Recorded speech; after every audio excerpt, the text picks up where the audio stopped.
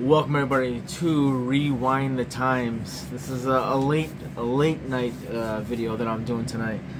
I just got out of seeing Blue Beetle with my son, and I wanted to give a spoiler review. So this will be spoilers. So let's see. So 2023 is supposed to be the year of DC, and you know, ever since last year, I was so excited about this year.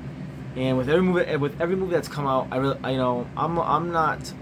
diehard DCEU fan. I love the DCEU. I'm actually one of the few. Well, I'm not one of the few. There's a lot of people. I'm not looking forward to the DCU, the James Gunn verse and the James Gunn era. I'm really not. I'm not. First of all, his version of whatever the DCU is going to be, it doesn't even feel like a full. It's not a full reboot. I don't know what it is. It's a half reboot. It's a reboot with his friends, or the people that are. If you're involved with him or any of his movies, I feel like you're gonna say. I feel like if you're like buddies with him, he's gonna keep you in. You know, one thing that he said that I didn't like, and it's not that I didn't like it, just didn't make sense to me. He said that he was gonna keep what was working and get rid of what wasn't. And you know what? A lot of what he did wasn't working. And the things that he's getting rid of is what did work. Henry Cavill, Ben Affleck, Dwayne "The Rock" Johnson.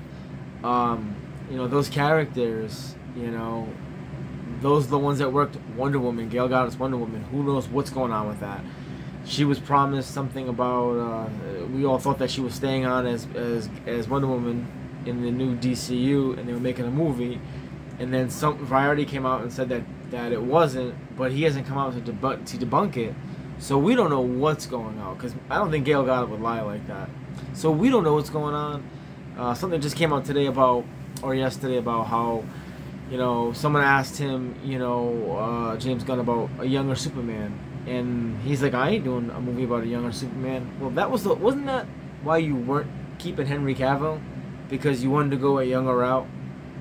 All of this just sounds like bullshit to me. And you know, I love the DC. I love the DCU brand, and it sucks because, you know, like I said, man, this year was supposed to be the year of DC. 4 movies. This is our 3rd one, Blue Beetle. We still have one more, Aquaman and the Lost Kingdom. And you know, my excitement should be at an all-time high, and it still is, but it just feels tainted a little bit. And you know, and it sucks because I go into these movies knowing that they don't mean nothing, really. They mean something to me, the fan, someone that loves the DCEU. But I know that going into his DCU, they don't mean nothing. And it sucks because, like, I want to see connections. I remember when Blue Beetle was first coming out, I remember saying to myself, man, is Ezra Miller's Flash going to be in this movie? Is Ben Affleck's Batman going to be in it? Is Henry Cavill's Superman going to be in it? Because I do remember, if I'm correct, there was mentions of Superman, or he was supposed to be in the movie or something, or Supergirl was supposed to be in it. But because of the whole new reboot, they were taken out. And I love the continuity. That's one thing I love about. That's one thing that Marvel does really good. You see the continuity from movie to movie to movie, and the DCEU is doing that up to a certain point, and then all of a sudden Gunn came in, and you know, after Black Adam, it's been such a rocky ride. But Blue Beetle has been one of the movies that I was super excited to see. There was 3 movies that were supposed to come out, and out of the 3, Blue Beetle was the only one that lasted. We had Batgirl, which we all know the Batgirl saga. It's a shame because the movie was pretty much made. It just needed to fill in some cracks here and there, and that got canceled for a rewrite for tax purposes. And then the Wonder Twins, where they actually made the cast, and like a week before it started to filming, they blew the whole project away. And I was looking forward to those. I like obscure DC characters when you have your main ones out already. I like that because I love Batman. But everyone knows the Batman, the Supermans, the Wonder Womans. Everyone knows the Green Lanterns. But not everyone else knows the Wonder Twins or Batgirl or like I said, or Blue Beetle. Like, no one really knows all that stuff. And I like that. I like seeing that things. As long as the other characters are up front and they're there, I don't mind the other stuff. So Blue Beetle has been a movie that I've been waiting to see for such a long time. Super excited. So at first it was supposed to be an HBO Max movie, or Max, and then they gave it a little bit bigger budget and it got put on the big screen. And after seeing it, it does not fail. It's really a good movie. Is it great? No, it's not great. What is great? It depends what your definition of great is. But to me, I'm the type of person that if I am entertained, then I like the movie. If I'm not entertained, I'm not entertained, and I don't like it. But if I'm entertained and I like it, I like it. It's not really hard. Like, I'm not a critique. I'm not one of those. I'm not Siskel and Ebert. I'm not one of those people. If I enjoy something, I enjoy it. If I don't, I don't. And I really enjoyed it. I love, one thing that people have been talking about this movie is the family aspect. And you know what? The Latino family aspect. You know what? I may not be Latino, but I grew up in a very close family. I lost my mother. I lost my father. I've lost my aunts, my uncles. I only have one aunt left living. So growing up as a young boy, my family was very close. And then, unfortunately, as the years goes on, one by one, I'd start losing my family. My father died when I was 5. My mother died when I just turned 29. She died on Mother's Day. So, but when I was younger, family was very important. We always had cookouts together, Sunday dinner, and this movie really puts that family dynamic up front and like right in your face, and it's great. It's awesome seeing that. It made me feel good seeing that. Because at the end of the day, people come and go, but your family you'll always have. Your family, no matter what, they're the ones that pick you up when the world kicks you down. And I really love that in this movie because Jaime Reyes, played by Zola Marandolo, Blue Beetle, he really, family is his strength. And no matter what they go on in life or what you're doing, whatever happens to him in life, he has his family, and I love that. I love that dynamic of the movie. It's great. The visual effects in this movie, I'll tell you right now, I'm not trashing The Flash, but for a movie that had such a high budget compared to this movie that didn't have that budget, I think half of it, I believe The Flash was $220 million. This was $120 million or $125 million. The visual effects are just spot on. They are great. They look great. And it also helps having a practical suit. So Jaime Reyes' the Blue Beetle suit looks fucking amazing. It even looks even better on the big screen. It looks so good in the commercials, in the trailers. And then to see it on the big screen, it looks great. Even Carpox, I don't know if... I'm assuming it's VFX, his suit. It looks great. It just looks amazing. This movie has been compared to Iron Man and Iron Man and Tom Holland's Spider-Man. I'm gonna say definitely Iron Man. There is a lot of feelings of this origin story of Iron Man, but I'm gonna go a step further and say this does feel like a Spider-Man, but not Tom Holland's. I'm gonna say Tobey Maguire's, because Maguire's was also about family too, and just something about him being a young kid that's kind of an outcast a little bit. Jamie's a little bit like that, he's kind of a little shy, around the pretty girl. I mean, he's a good-looking young guy, but he's a little shy around women and stuff like that. And Tobey Maguire's Peter Parker was kind of like that too. So I'm gonna say definitely like a Spider-Man vibes, but it's from Maguire's Spider-Man, and definitely Iron Man. The movie really is good. Like I said, the visual effects are just spot on. So pretty much it's like what this is Susan Sarandon, who plays Victoria Cord, which is Ted Cord's sister. She's like, Ted Cord goes missing, and they don't know where he is.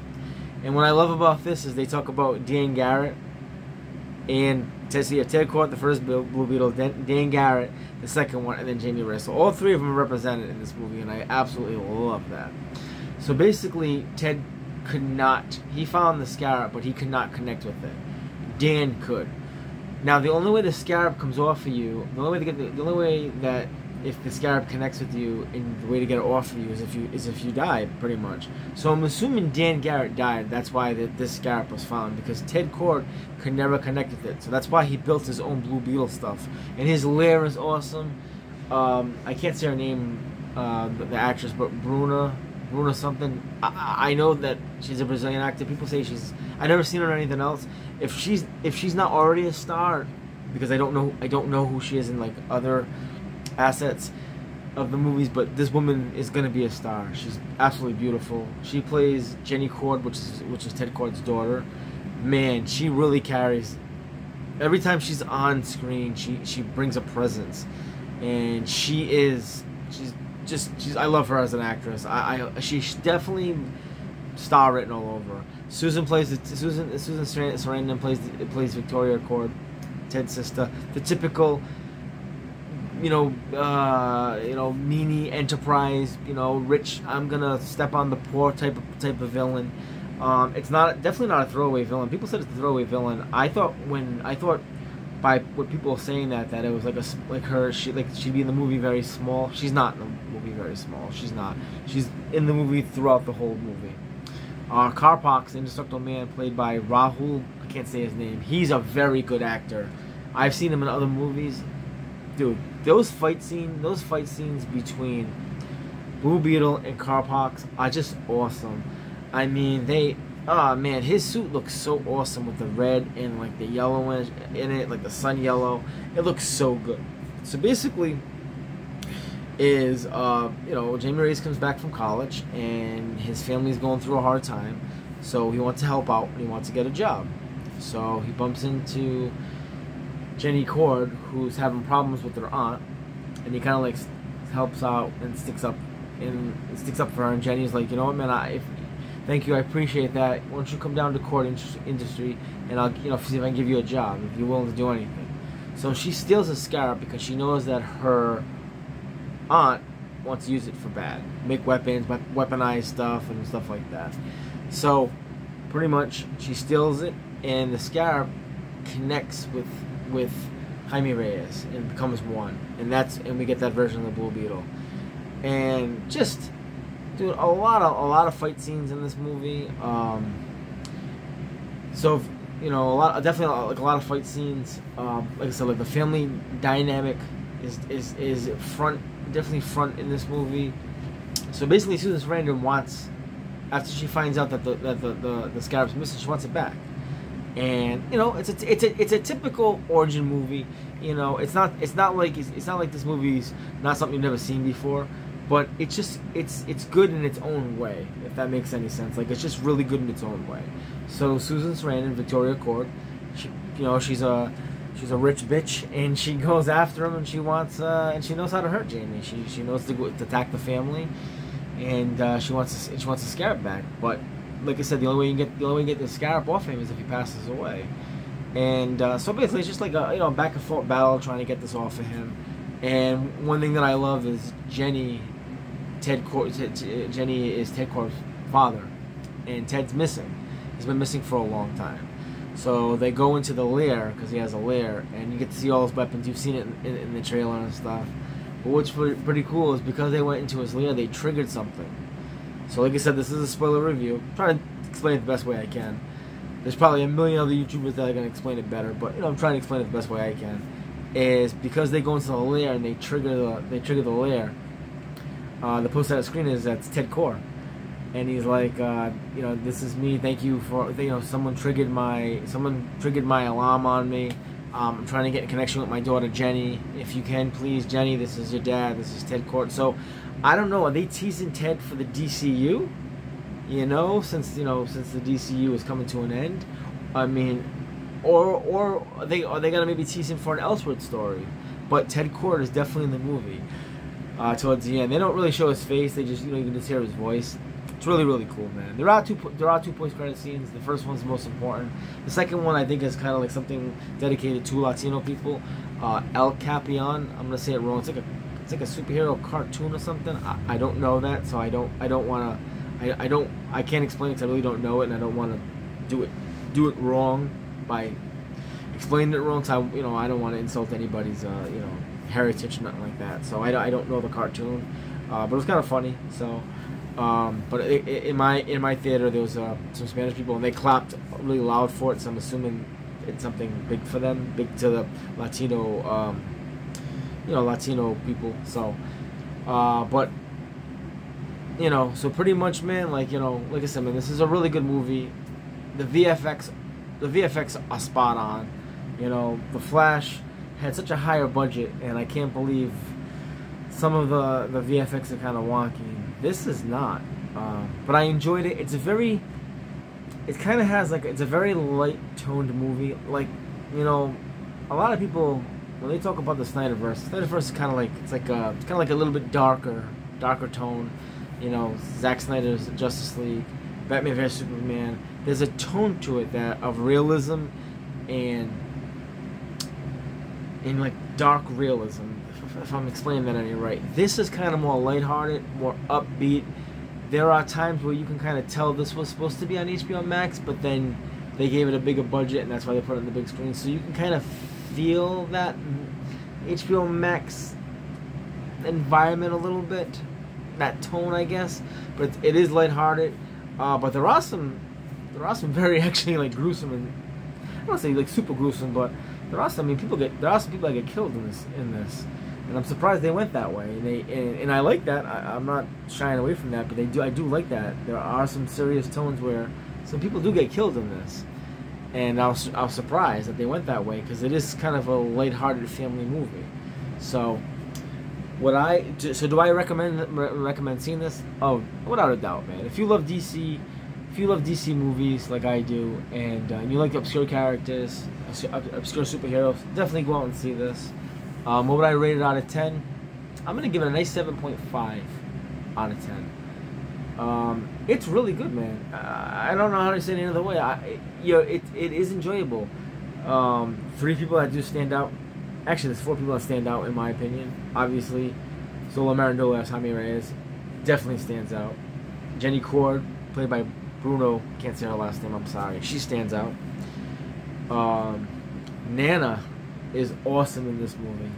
She kind of reminded me of my grandmother Ethel, who passed away, my dad's mom. She's a tough cookie, man. She is hilarious. She's the gunslinger. You guys know what I'm talking about in the trailer. She stands out. And obviously, Rudy, played by George Lopez. Some of his jokes don't hit, but it's just hilarious, man. Like seeing George Lopez with the ponytail and the black fingernails. George Lopez is an icon, man. He really is an icon, man. He's hilarious, and I love him in the movie. Just like I said, some of the jokes, you know, they kind of just like laugh because it's kind of corny, you know. But overall, his character is awesome, man. He's kind of like the, like you know, if it's broke, I'll fix it. I'll put bubblegum and lint together, and I'll make it work. Like that's just that's his character. Like he can fix anything. He's kind of like the mechanic of the family. So definitely go out and see this, man.